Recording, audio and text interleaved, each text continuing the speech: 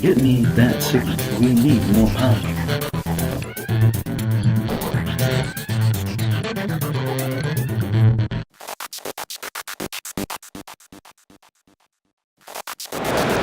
We're at Origins still. Hello. And we're at the Aries Games booth, and I am talking to Isabella Long. Isabella, we haven't spoken before. I'm new to this role. Well, welcome. Thank you. Yeah, first time on the Voice E. Yeah, it's true.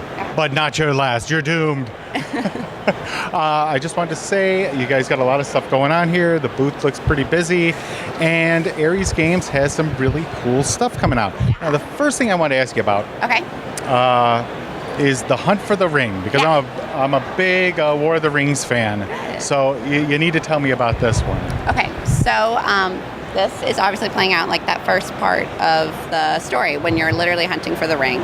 So this is a 2 to 5 player game. Mm-hmm. One player is playing Frodo, and then the other 4 are working together as the Nazgul. So you start off just kind of at the beginning. You're following a path, but Frodo's movements are hidden. He's got a board where he's marking his own movements. Okay. And both the Nazgul and Frodo have event cards that kind of manipulate that path. Frodo's also dodging the Nazgul, which are their movements are public, and the Nazgul's trying to catch Frodo, of course, because they want to turn him. And in this game, Frodo can kind of experience that turn and be motivated by evil at times.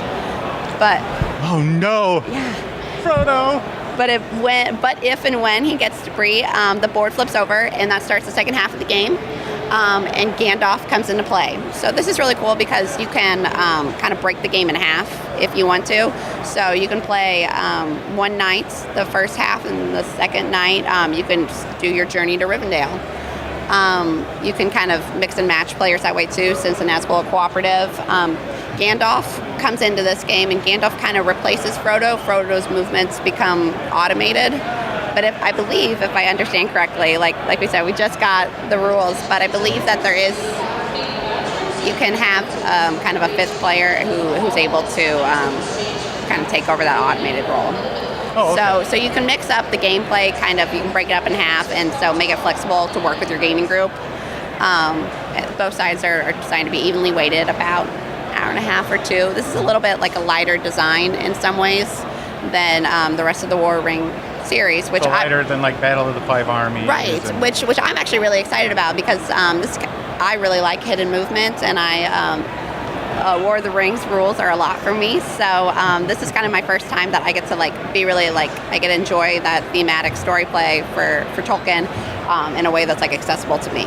So I'm really looking forward to that. Yeah. How long does it take to play? About 3 hours, but you can break it up in half. So about 3 hours total. Oh, okay. So do you have to play can you do either one or the other, or do you do both? I know you can do just the one, but what happens on your way to Bree will affect what happens on your way to Rivendell, so I'm not sure if you can just play that second half without having played the first. Okay, now what's the status of Hunt for the Ring? I believe it's gonna be August or September, and I think we'll have it ready for Gen Con. That's so you're pushing for a Gen Con. Yeah, that's not confirmed, but it's a very real possibility. All right, you heard it here. Maybe. A definite maybe. All right, so what else? I know Swords and Sorcery, right? Sword and Sorcery, yeah. So old school dungeon crawl cooperative. That was our Kickstarter a couple years ago. That's finally ready. So, awesome. And that is out now and ready to go, all that. So, so that's actually released here, right? Yes. Yeah. So what happens is you pick your character. You can be one of 5. There's no GM needed. Because there's kind of a role-playing element where it's very story-driven, and your character is unique in its abilities and that. But it's not a role-playing game. It's scenario-based, tactical movement. Where you are in the dungeon matters, and the story begins when you wake up. You're dressed in your burial gown. You don't know how long you've been dead. You have vague memories of your life before and of your afterlife, and but you're a hero from eras ago. You wake up, you see the city before you, and you know that your soul's been shattered. So you're looking for parts of your soul, and you also know that you're kind of compelled to go to this temple and find someone. I don't remember who, but you're going to find somebody in a temple. And so you're compelled to begin this journey. And so in the first scenario, you kind of crawl through a city that's under attack, and you're fighting monsters. Awesome. So that's released here, and Yes. what's that selling? That is 90. Nice. Now, how many players was it? 5. 5 players. Okay. And there's expansions planned in the future to kind of keep there's 7 chapters in this game. The chapters are going to grow, but so we're working on that for the future. They've already got it in the works. They haven't told me anything though. It's all hush hush at this point. Secrets. So what else we got going on here? We are about to release Divinity Derby, and that was our Kickstarter this year, in February or March, I think. So Divinity Derby is you're playing a god. We really like high beings. I see. Yeah, so you're playing a god. Well, of course, it is Ares games. So. Yeah.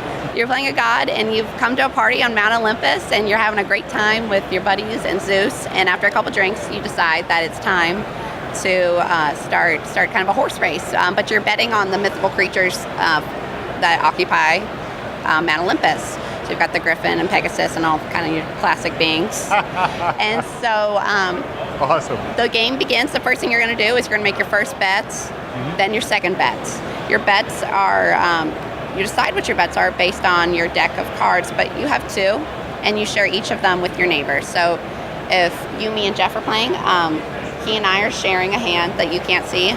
You and I are sharing one that he knows nothing about, and you guys have something on me. I don't know what yours are. So we're going to take a look at what we have a lot of. Is there a lot of Lamisul? Do we have a lot of Griffin? Is there no dragon to be found? So we make our bets secretly about what we think is going to happen based on what we know. After you get halfway through the track, you place your third bets. So 3 bets, and then you guys take turns moving creatures forward. So you take one from one side, one from the other. Your first pick will be of higher value than your second pick. There's 2 numbers per creature card. And then hopefully your bets are correct, but you don't know, even when the race ends, after you line them up, you have to review dirty tricks. You get opportunities within the creature cards and the movement cards to play dirty tricks. And I'm shocked. yeah, and move them ahead. But Zeus is not okay with this. Zeus plays by the rules. So if so all of the dirty trick cards will get shuffled into a pile with some Zeus cards. Okay. You could draw a character, or you could draw a protection card. Zeus may let this one slide, but if you pull a character card, they're eliminated from the race. They're straight up disqualified, and so that kind of shakes up everybody's bet right at the last moment. And so you see how you did. There's 3 laps to every race, and so after those 3 laps, you find the overall winner at the end of the game. Oh, cool. How long does that one take to play? Hour 15, hour and a half. Oh, that's not bad. Yeah, it's a shorter game. Yeah. And it's your Kickstarter, so... So Kickstarter fulfillment first. I believe we're going to have it at Gen Con, but I don't think it's really going to release until September. Gotcha. Okay, what haven't we talked about yet? What's left? Oh, This War of Mine. Yes, And that one is so exciting because we just finalized this partnership with Galactic Games, who we're a really big fan of, and they're a Polish company. And so we now have the opportunity to be we're their sole English language distributor outside of Europe. So we're really excited to bring This War of Mine to kind of a better distribution here in America, because that was a really successful Kickstarter for them, and it's a really great, unique game. So you're just playing yourself. You're kind of playing. You're playing yourself cooperatively with everybody else, and you have 3 characters involved in the game at a time. These 3 characters are just citizens in a civil war in a very small, war-torn country. So the layout of the board is kind of a home that you're kind of holed up in, and there's every night every day. The object of the game is to increase your quality of living. So at night, there are night raids. During the day, you're able to kind of make relationships with your neighbors, make trades. This is all based on kind of card rotation. But what's really interesting is that the story is moved with a storybook. And so if you don't, so the board is huge. I don't know if you can see it behind me. The board is huge. There's stuff everywhere. But if this doesn't get explained right away, it's set up more like a video game than a board gamer's game. You know, like when you set up a board game, you want to know what everything is right away. Yeah. This, you follow the storybook, and it tells you what everything is on the board one by one. You follow that, and you make decisions based on only the knowledge that you've had thus far. And then, So is this like after the apocalypse type thing, or this is kind of like if you're in a civil war in like Syria, or like kind of a small war-torn country. So even though you're moved by a story that's already preset, you make decisions independently and with your group. You control one color, but if your character in that color gets killed off, they can be replaced. You can add a new person to your group.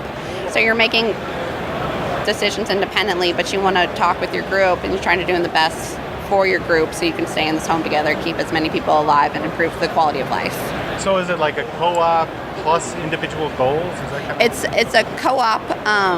You don't necessarily have individual goals, but when it's your turn to make the move, you can say, all right, I know you guys think we should do this, but I think the best decision is to go to the hold-up school instead of the military campgrounds. You know what I mean?